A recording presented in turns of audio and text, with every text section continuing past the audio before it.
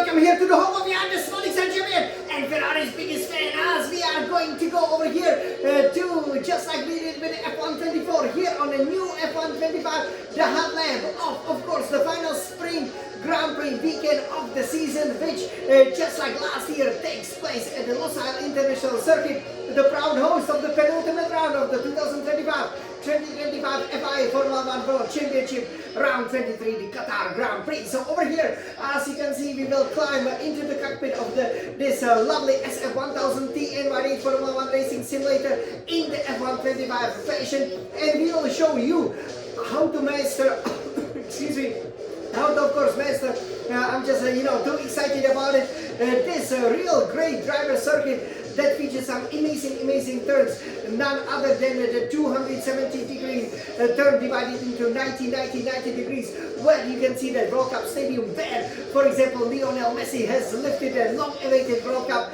and it provides such a great backdrop because this is where history is made. Again, it is the penultimate, penultimate race of the season, so it is quite possible that, the titles could be decided over here. So we will take you out for a sprint. Obviously, I did manage, to plant it on a sprint pole position, and you will see, as I'm playing that congruent season, you will see, this particular the new F125 hot lap exactly 24 hours before that sprint qualifying. So there's nobody better in the Ferrari world to really show you how to plant it on a pole position, because as Scuderia Ferrari we've never been on pole. We've scored one podium, so definitely we are looking to do much better this weekend. For me, I've already won the Qatar Grand Prix, so I'm gonna go for the second win, but for the first sprint Qatar Grand Prix win. And of course we also said the fastest lap, so we're gonna be going for more and more. Over here we will show you the setup, which if you watched just a few hours ago that F124 hot lap, it will actually, the setup will be very similar. Again, we will be running a little bit more of a high downforce in order to make sure that the car has a really good, that it can stay stable in the very high speed corners, but also the medium speed and the low speed corners. And I have to say, the F125 car, despite obviously being a bit sluggish, for example, coming out of the turns and maybe under the braking, it is absolutely amazing in the high speed corners, and it's a real joy to drive because the car just turns like Lewis Hamilton, the 7-time champion, says. So then we will show you the warm-up lap. We actually during the practice for this and new F125 hot lap, we discovered a couple of turns here and there and everywhere, and this is exactly what you have to be doing in order to become the champion, constantly improve. And we will see what the hot lap will do. I'm sure you guys are ready for it. We are definitely aiming to do this magnificent track in less than 85 seconds, 1 minute 25 or less. That will definitely be the aim with the F125 cars. Hopefully, even less than 84 seconds. So let me climb into the cockpit and let's race! So here, I'm now in the cockpit, and of course we will choose our Scarlet Red Ferrari, and you can see that we went through all of these amazing Grand Prix. Obviously from Spain we started to do the new F125 hot laps.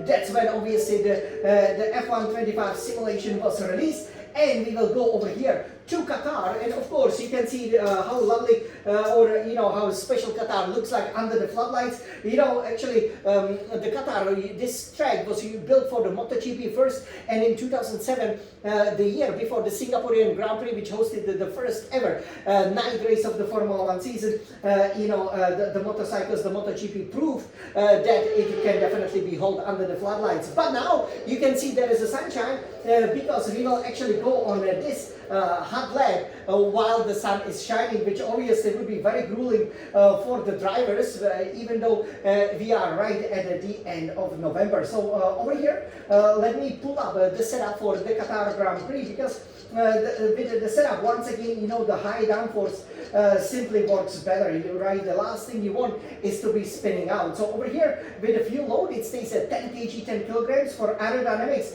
we will go a little bit less than we did go with F124 cars. Front wing arrow at 44, rear wing arrow at 39. And this is very important in the F125. The arrow configuration of the front and rear wings gotta stay within, I would say, 5 to 10, kind of the degrees. Otherwise, the car will be too unstable. For the transmission differential adjustment, adjustment on throttle at 100%, differential adjustment off throttle at 45%, because again, here it will be a lot about braking and turning at the same time.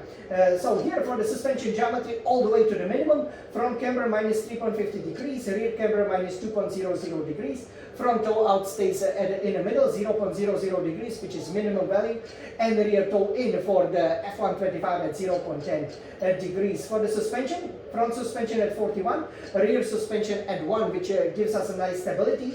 A very low anti-roll bar, front anti-roll bar at 1, rear anti-roll bar at 7, and for the front ride height, we will be going a bit lower than we went in F124, front ride height 22, rear ride height at 50. The brakes, they stay front brake bias 58%, brake pressure at 100%, especially when you know how to hit the brakes. A lot of the times you will be hitting them really for a split second. The lockups hopefully will not happen, especially on our hard lap. And for the tires, just like we did, with the F124 cars, F125 also all the way to the maximum. So we held the top speed because we are running such a high wind. So it will be front right tire pressure 29.5 psi per square inch. Same for the front left tire pressure, rear right tire pressure at 26.5 psi per square inch, rear left tire pressure at 26.5 psi per square inch as well. And this setup, will make sure that we can fly around the Losail International Circuit, which of course hosts the Qatar Grand Prix. We were supposed to actually, go to a brand new circuit, but hey, the drivers love it so much since the 2021 that we are racing here. So now let's go on a warm-up lap over here as we will take it from the computer. So here you can see, these are amazing speeds, and here you're gonna be braking, fourth gear. Really, fifth gear is possible, but fourth gear and high revs will probably be the quickest. As here is, you can go to the obviously reprofiled pit lane, which at the beginning, you had to take much earlier. And here you will be going to the left. Not many fans over here, but you can see a lot of the F1 paddock. You engage the DRS. There's where you're gonna get, that hopefully beautiful shiny golden Grand Prix with the trophy.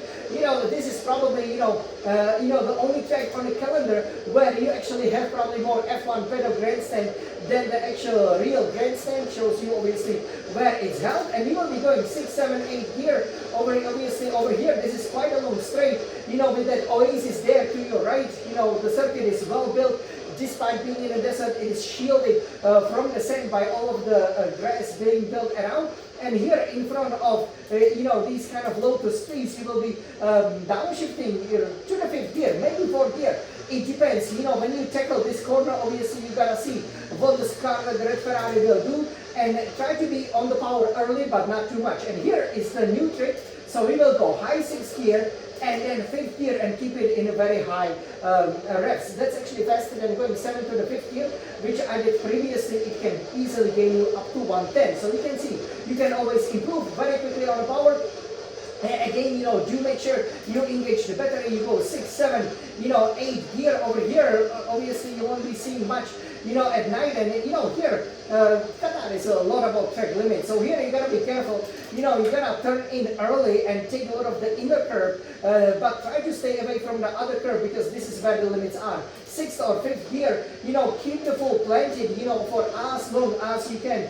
It gives you the performance, but do not run wide because then your lap will be invalidated. 6th, 7th gear if you can, and then brake relatively late because the braking performance is fantastic. You go to the 3rd gear, turn in nicely and early on the power, with battery early on as well. But again, make sure that the car doesn't spin around. And then you go 4th, 5th, 6th, 7th gear over here, and you actually want to stay close here to the turn as you will quickly downshift to the 4th gear. And again, once you can, with the F125 cars, you can accelerate very early out of the corners. That's one improvement that I can definitely see. But again, be careful you don't spin out here. 5th gear, just navigate the steering through this uneven section. 6th, 7th gear as you throw it in, and then you basically throw it over here. The best way that I on my fastest lap, that definitely check out the fastest lap series, I hit the inner curve, outer curve just perfectly,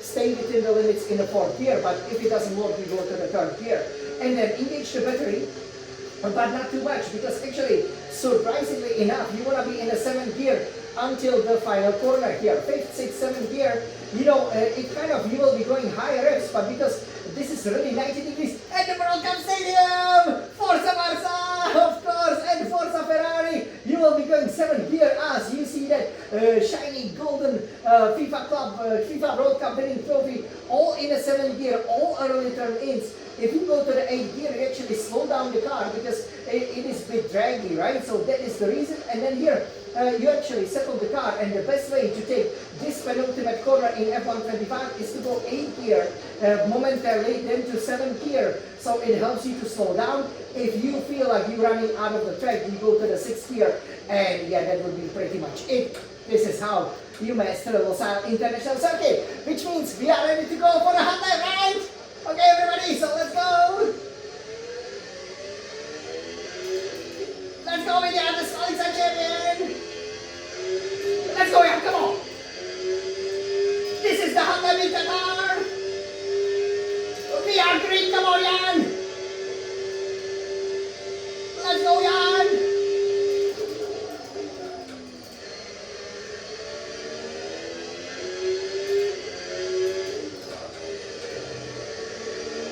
This is how you take it, come on, Jan! Forza Ferrari!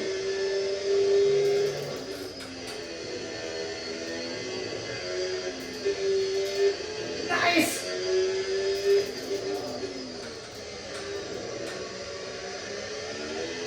Go for it, Jan, come on!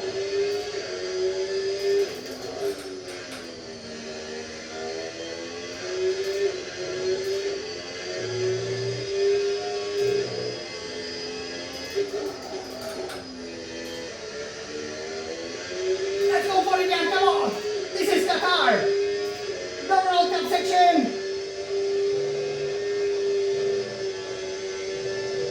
Wow, look at it!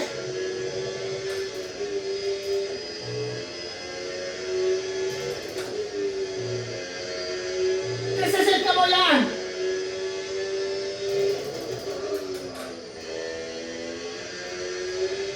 We stay within the limits, nice one! This is it! Yes, and exactly 85 seconds.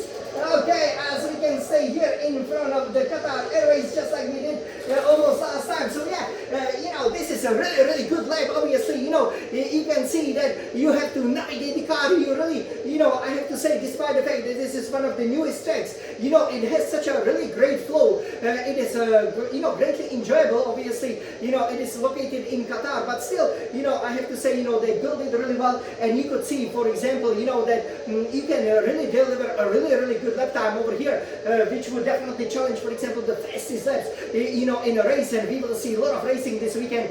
And yeah, this is how you plant it on pole position with Scuderia Ferrari, which will be the historic first pole. So let's hope it finally happens over here. I hope you enjoy it. So really, enjoyable. As we said, right? You could see that you have to really have a confidence, right? When I was hitting that third 90-degree turn, I was kind of like, okay, do we do it in a 7th gear? Same when we were going to that penultimate corner. But you can see that this is the great thing I think about the setup. That we obviously introduced to you, especially again, how to tackle it, because you can see that you are able, to pretty much control it, and like really push it to the limit, and this is what separates obviously the men from the boys, and the champions from the drivers. So let's go for some championships over here. Are you guys ready to race?